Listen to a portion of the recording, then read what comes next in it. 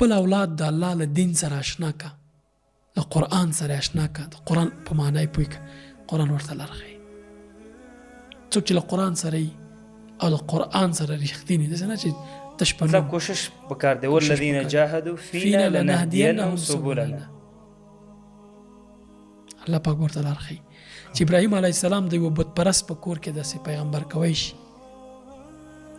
چې موسی علیه السلام د فرعون په کور کې رالویولی شي، د فرعون میرمن آسیه بیبي الله پاک هدایت ورته کولی شي، ستا اولاد ته هم شي. خو شرط دا دی چې مجال ورته برابرې، د دې عقیدې باندې به کار کې، زحمت به وباسي، وخت به ورکې. سوشل میډیا په وخت کې محیط نشي برابروي.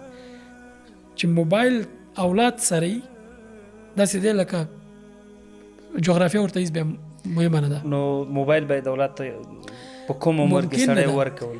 که د اولاد سره دې نه وي، له داسې چا سره وي چې ستا اولاد ورسره رابطه لري یا یې پېژني یا ورسره نږدې خبرې ورسره کوی شي، چې هغه سره وي، بیا هم اولاد دې په خطر کې دی. اوسنۍ زمانه کې خلاصه کوم درته خوندیتوب نشته. ته باید خپل اولاد په عقیده باندې ډېر کار وکړي، مهمه وخت ورکړي.